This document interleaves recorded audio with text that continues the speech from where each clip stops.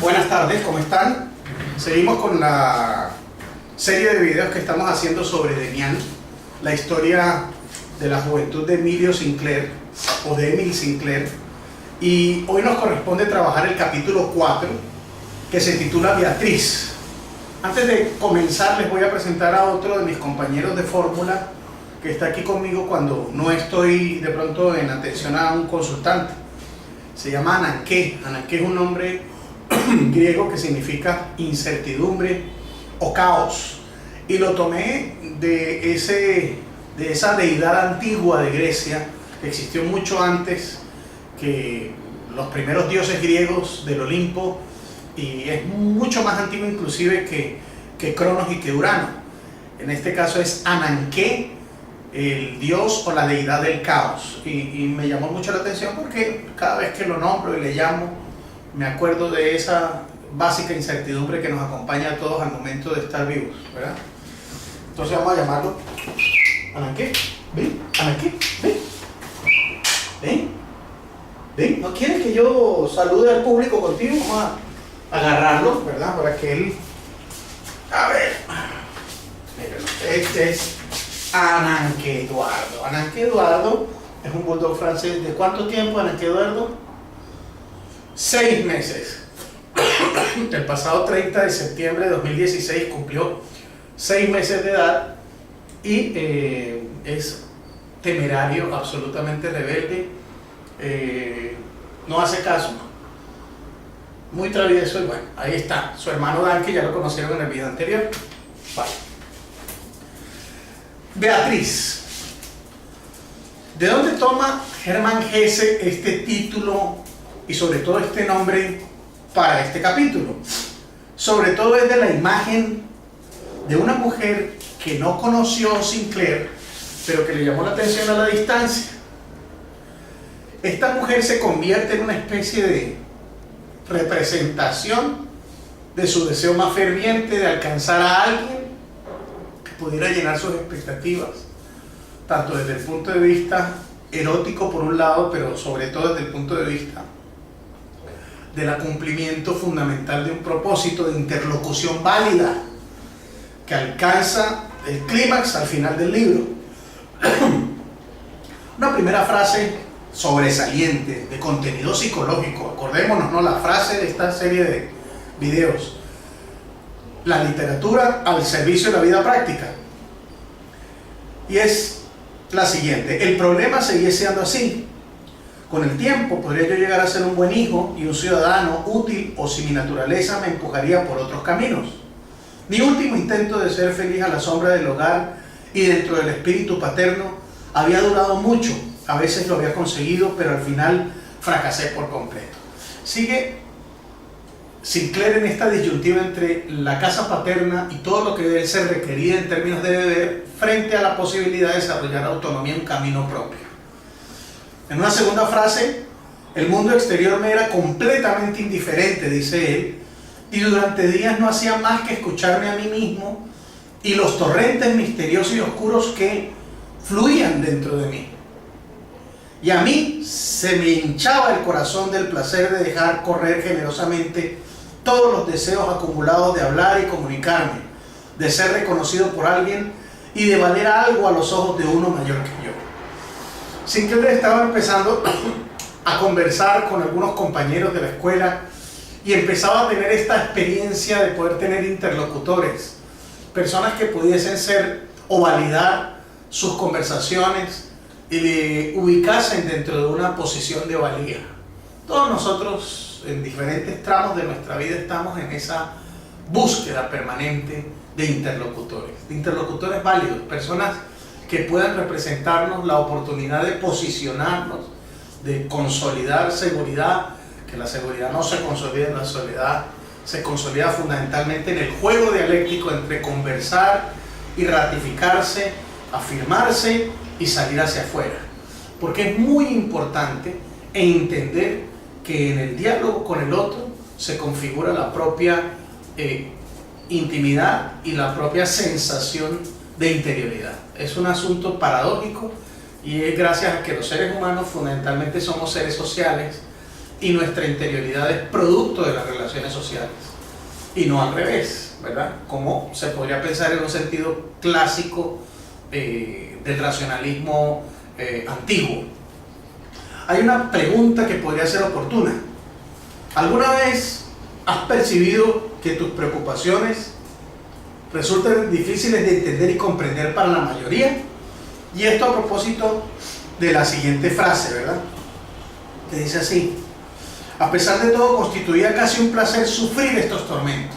Miren qué interesante.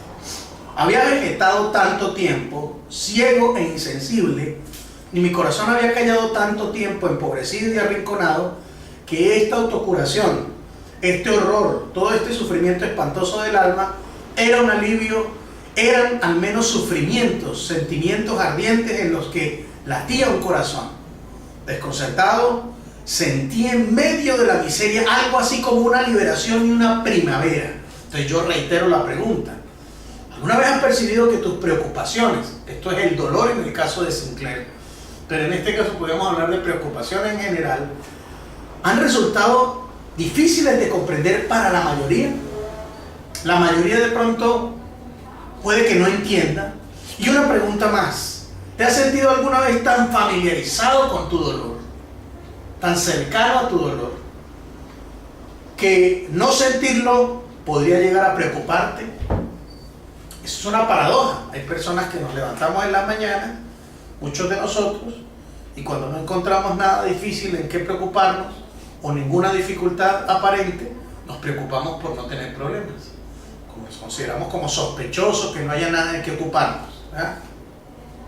Una frase adicional es la siguiente: y mientras yo me divertía y a menudo en torno a una mesa sucia en tabernas de baja estofa, asustaba a mis amigos con mi inaudito cinismo, tenía en el fondo del corazón un gran respeto por todo aquello que ridiculizaba, y en mi interior me arrodillaba ante mi alma, ante mi pasado, ante mi madre, ante Dios.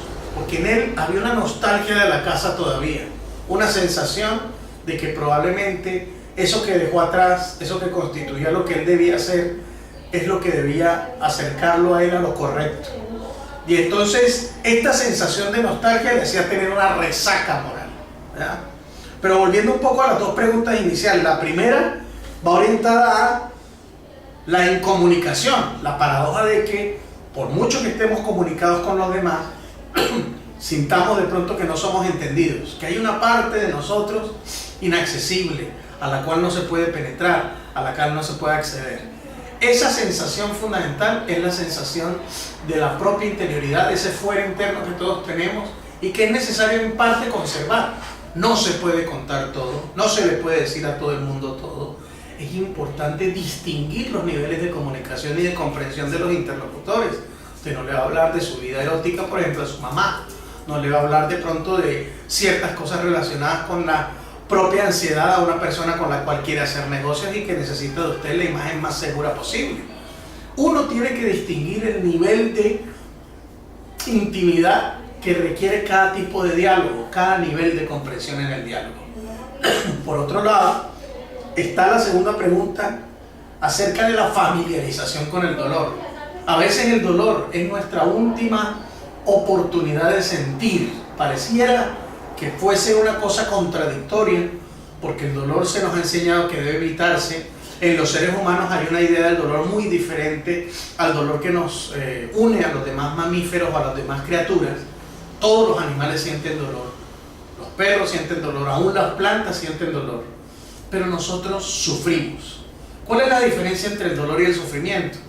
Cuando a uno le duele algo, la respuesta del cuerpo es de alerta, de llamar la atención sobre eso que está siendo vulnerado en ese determinado punto del cuerpo. El dolor es una advertencia, un aviso, es una forma en que el cuerpo concentra toda su atención en ese punto en donde se está siendo vulnerado o atacado. El dolor cumple una función de vigilancia, por decirlo así, del cuerpo humano. Mientras que en el caso del sufrimiento se trata de un dolor que, más allá de advertir, que más allá de perturbar desde el punto de vista físico, perturba desde el punto de vista espiritual. Cuando digo espiritual no me refiero a lo religioso, me refiero al hecho de que se envuelve todo aquello que es emocional, psicológico y corporal. La integración de esas tres cosas. El hecho de que cuando sufrimos lo que se vulnera no es solamente algo que nos duele, sino el sentido que envuelve toda la situación que se nos está o que nos está afectando, ¿verdad? Es muy importante entonces entender que el dolor y el sufrimiento humano puede ser tan familiar para nosotros que no sentirlo puede resultarnos extraño. Era todo una obligación o como una obligación, decía Sinclair. Yo hacía lo que creía que debía hacer de otra forma. Yo hacía lo que creía que debía hacer. De otra forma, no hubiera sabido qué hacer conmigo mismo. Entonces, a veces cuando se está desorientado, cuando se está en medio del dolor, en medio del sufrimiento, el deber puede ser un derrotero posible. Por eso decía el libro en un capítulo anterior, por eso cada uno tiene que descubrir por sí mismo lo que le está prohibido.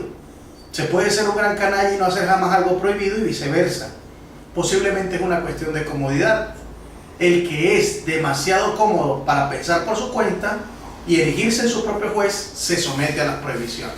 Hacer lo que se debe es ir hacia la comodidad de que alguien nos diga lo que debemos hacer. Buena parte de la población humana hace lo que debe hacer, porque no se arroja la posibilidad de forzada, deliberada y difícil de pensar, ¿verdad? Aquel día de primavera encontré en el parque una muchacha que me atrajo mucho, que sería la chica esta Beatriz, por la que toma nombre este cuarto capítulo. Le puse el nombre de Beatriz, no es que se llamara así, así la llamó Sinclair. Nombre que conocía sin haber leído a Dante, por una pintura inglesa cuya reproducción guardaba. Nunca crucé con Beatriz ni una palabra. Sin embargo, ejerció en aquella época una influencia profundísima sobre mí. Colocó ante mí su imagen, me abrió un santuario, me convirtió en un devoto que reza en un templo. De nuevo, podía estar solo. La soledad, que era lo que él evitaba haciendo lo que debía hacer, se transforma ahora en soledad propiamente y no en obediencia, en la medida en que él tiene un fin, un propósito, un sentido que deriva de sí mismo y no deriva de afuera. Esta oportunidad de forjarse un ideal a través de la imagen de Beatriz, que es como una figura más bien metafórica de encontrarle un sentido a las cosas, hace que él abandone el deber hacer por el ser sí mismo en la soledad. Y este paso, si bien no es el paso último, es un paso hacia la interioridad, que no es completo, pero es el primero. El pasar del deber ser al poder ser a través de la propia soledad. Recuerdo un poco el relato de las 3 transformaciones de Federico Nietzsche, cuando hablaba de que el camello debe convertirse en león y el león debe convertirse en niño. Cuando se es camello, se carga con la norma. Cuando se es león, se rebeldiza hacia la norma. Pero cuando se es niño, se propone algo, se crea algo. En este caso, digamos que Sinclair pasa de estar en la posición del camello a la posición ni siquiera del león, sino de la soledad que podría dar o engendrar al león, ¿verdad?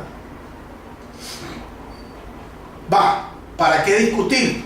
En todo caso, es probable que la vida de un borracho y libertino sea más animada que la del ciudadano intachable, y además, he leído una vez, el libertinaje es la mejor preparación para el misticismo.